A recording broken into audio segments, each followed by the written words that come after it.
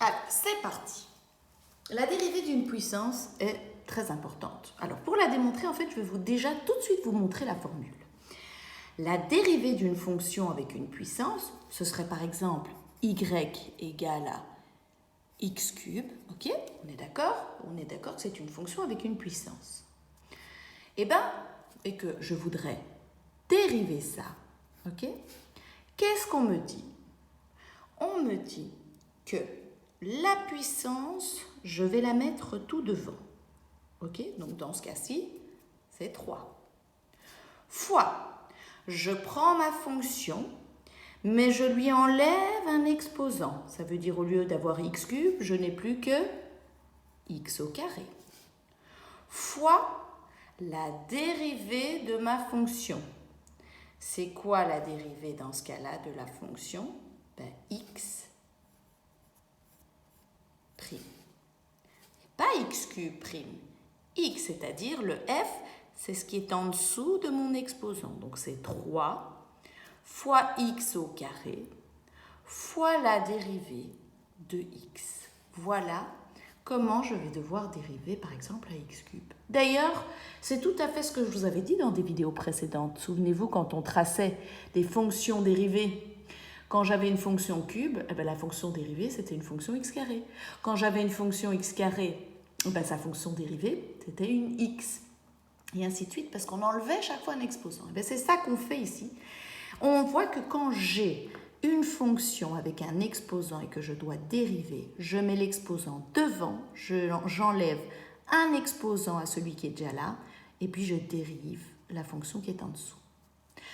Pour démontrer ça, je vais démontrer par récurrence, je l'ai déjà fait dans la suite des nombres. Souvenez-vous, c'est quoi démontrer par récurrence? C'est, dans un premier temps, initialisation. Je vais démontrer que c'est vrai pour m égale à 0. Je vais prendre le membre de droite. Je prends le membre de droite, f exposant m, x prime. Et je remplace m par 0. Ça fait f exposant 0, x prime. Quelque chose exposant 0, qu'est-ce que ça fait? Ça fait 1. La dérivée de 1, je vous ai dit que ça fait 0, la dérivée d'une constante.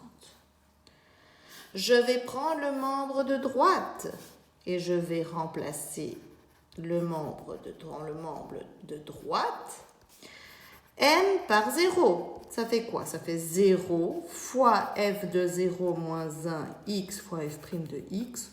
0 fois quelque chose, ça fait 0. Magie, magie, qu'est-ce qui se passe? J'ai 0 à gauche, 0 à droite. On voit que c'est bien égal. Et donc que c'est vrai pour m égale 0. Jusque-là, tout va bien, c'est vrai pour m égale 0.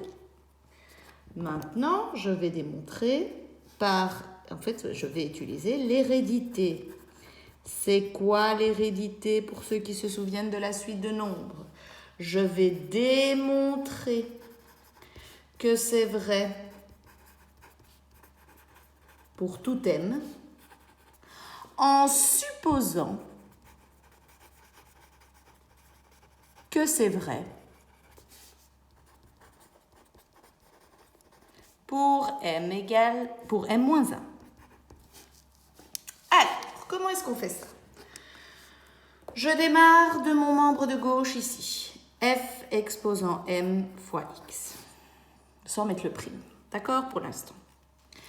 Est-ce que je peux écrire que f exposant m de x, c'est f exposant 1 de x fois f exposant m moins 1 de x? Ça, c'est les propriétés des puissances.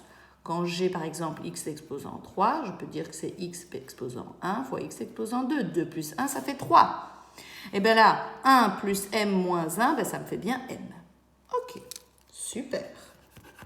Je ne sais pas si je vais avoir assez de place, mais c'est pas grave, je vais continuer ici. Alors on continue.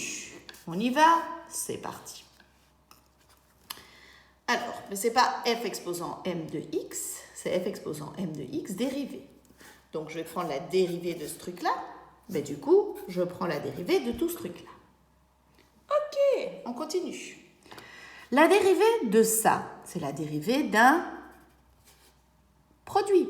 Qu'est-ce que je vous ai dit? La dérivée d'un produit, on dérive le premier sans toucher au second, plus la dérivée du premier, plus le premier fois le dérivé du second. C'est-à-dire que ça fait f exposant 1, c'est comme si ça faisait f exposant x. Okay? Le 1 n'est pas nécessaire.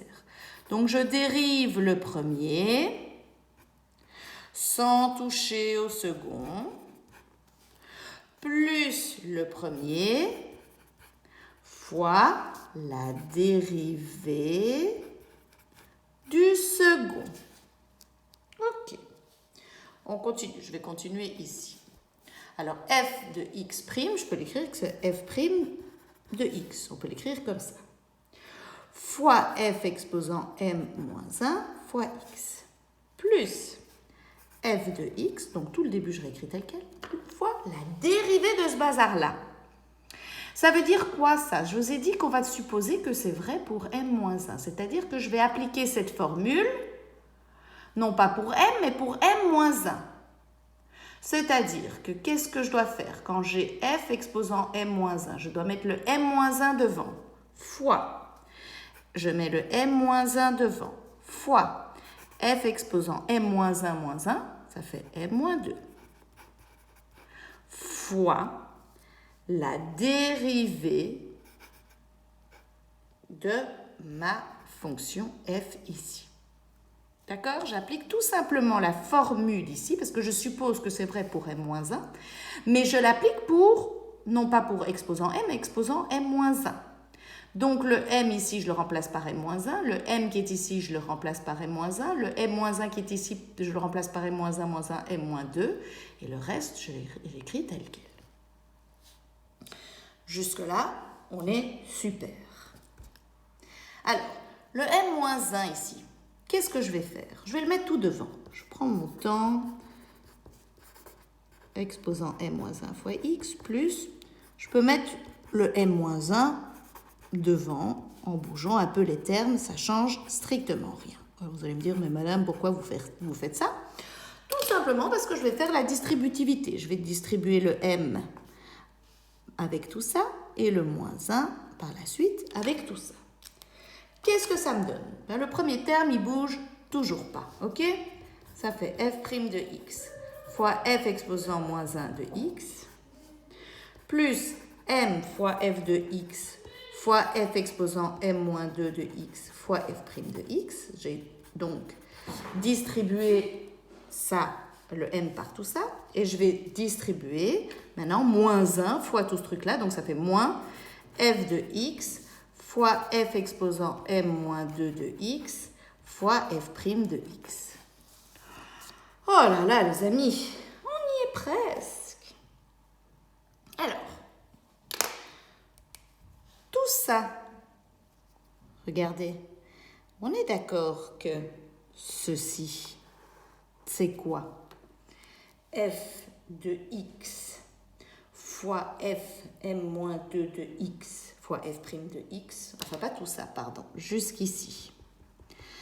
F de x, c'est comme si j'avais f exposant 1 de x.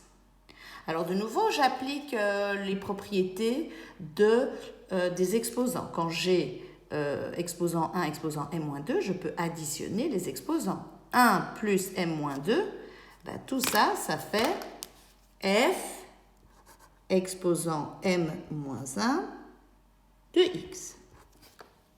Tout le monde est d'accord avec ça?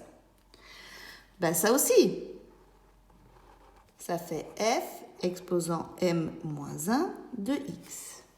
Réécrivons. Ça fait f' de x fois f-1 de x plus m fois f exposant m-1 de x fois f' de x moins f exposant moins 1 de x fois f' de x. Et regardez ici, j'ai la même chose ici et ici. Donc ces deux termes s'annulent. Et qu'est-ce qui me reste? Ben, la dérivée de f exposant m de x, ça me fait bien m fois f exposant m moins 1 de x fois f' de x, CQFD. C'est une longue démonstration. On utilise les propriétés des puissances et on utilise cette fameuse démonstration par récurrence que vous avez utilisée dans la suite de nombres. Et il faut effectivement bien suivre, quitte à revoir plusieurs fois cette vidéo pour que vous compreniez.